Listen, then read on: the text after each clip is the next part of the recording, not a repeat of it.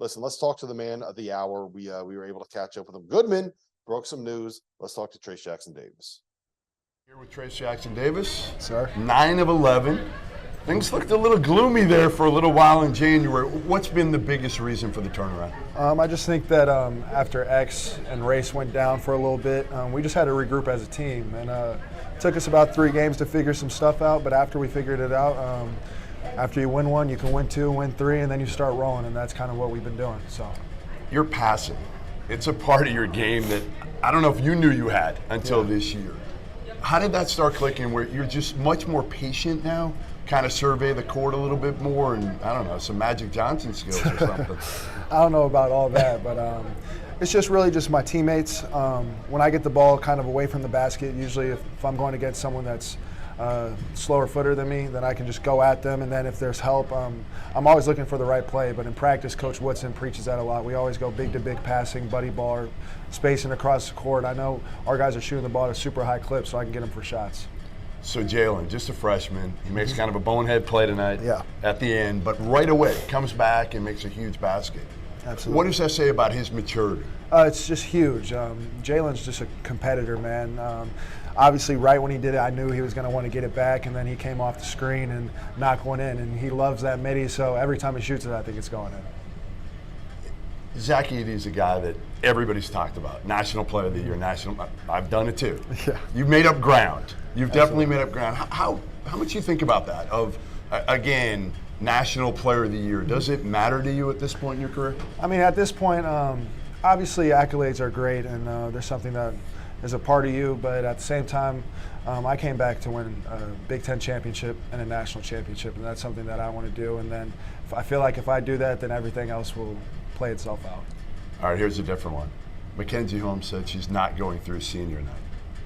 Are you going through senior night? I am indeed going through. All right. It's a good question, right? I am. So yeah. So you're done. Yeah. That's the plan. Yeah, that's the plan. Are we breaking news here or no? I mean, if you didn't know now, then I guess I know. So, but I feel like kind of speaks for itself. But I feel like four years. It's enough. It's enough. For me, so. Well, people are playing like 6 and 7. Come on. Hey, trust me, I know. But. We got a 24-year-old down in college in Charleston. He's in his 7th year. Yeah. You got like 3 more left if you want. Hey, I don't know about all that. Sometimes you got to move on, but I'm grateful for my time here. But I'll say the rest during senior night. So. The other knock on you years ago in high school was doesn't play hard all the time. Yeah. Now nobody can say that. How did you flip the switch on that? Was it something? Was it somebody, or just the end being near and you being the senior? Yeah, I think it's a little bit of both.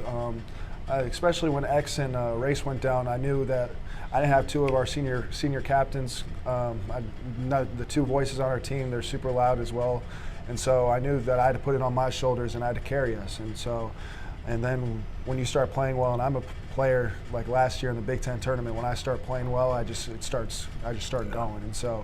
And when it comes early in the season, I'll just keep trying to play this way, and that's what I've been able to do. When you look around the country, not a dominant team, right? There's been 3 that Alabama, Houston, and Purdue until lately that everybody have kind of put in a different group. Absolutely. How much hope does that give you that, hey, maybe we can reel off 6 straight? Because now, you're peaking at the right time, and I'm assuming you're going to get X back soon. Yeah, so we just got to keep taking it. What we're doing, Coach said, especially after we lost the 3, we got to take it one game at a time. And after you start stacking wins, and that's what happens. And so it's been big for us, just taking it one game, one possession. It's huge. And then after you do that, you start stacking wins. And so that's what we got to continue to do. All right, the most important question. Where do we go now to watch games for the rest of the day?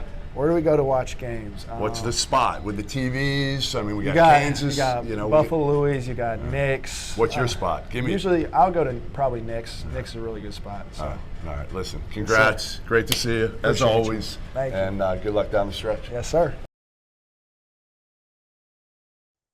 We are going to see Zach Edey play tomorrow. Goodman, Trayce Jackson-Davis, Zach Edey. If there is a conversation for Player of the Year, it's those 2. Yeah. You got numbers. I never trust you with numbers, so I'm taking a risk here. I was given these numbers. I didn't put them together, okay? So don't blame me. Blame J.D. Campbell from Indiana if these numbers are wrong, all right? So, J.D., these better be right. But they are really intriguing. And again, part of it centers on the debate. Can you be National Player of the Year, but not be Conference Player of the Year? Because Trayce has been really good in conference. For the record, yes, you can. Yeah, you've said this. Mhm. You've argued this. I'm All right. I'm on this bandwagon. So Trayce leads in conference play, leads the league in scoring. 22.1, rebounds, 13.1, blocks, 3.3. He's 5th in field goal percentage, 8th in assists, which is amazing at 4.4. Edie's 2nd in scoring, really close, 21.9. Rebounds, really close, 13.1 also. He's 1st in field goal percentage, 2nd in block shots. Both are responsible for 31% of their team scoring in league play. Both are posting the 2nd and 3rd highest averages for a player 6'9" or better since 1996-97. Really, really amazing numbers for both of them. I think an argument could be made, certainly that Trayce, and as of like 2 weeks ago, you're like, well, you can't because Purdue is clearly running away with this thing in the Big Ten. Now it's tightened up a little bit. Purdue's going to win the Big Ten. I'm pretty convinced. But ultimately, this thing is tightened up a little bit with Purdue, stumbling a little bit lately. But man, it's tough to pick between those two for Big Ten Player of the Year. They've both been phenomenal. I think Trayce has been, obviously he's been better over the last month or so. Mm-hmm. Yeah. I mean, you're kind of arguing between the two elite players. What's your favorite flavor? Right, I've been right. saying this all the time. What's your favorite flavor ice cream? Yeah. You don't have a wrong answer there. I would still probably lean Zach Edey because I think that even though Trayce makes people better, like that's the one area right now that you're like, whoa, what he's done passing the ball. The only thing that I would say to that is I think that Edey's presence on the floor and how unstoppable he is creates stuff. So he's not going to get the assist, but the attention that he draws gets it. But like I said 3 weeks ago that I think Trayce Jackson-Davis should be in the National Player of the Year conversation. Right. I know you did. I know you did. So I think it's those two. I think it's more of a debate than folks are going to tell you. Bet Rivers is going to like Bet Rivers has it basically is done. Right. And it probably is for National Player of the Year just because again, well, here's the Zach's got so much.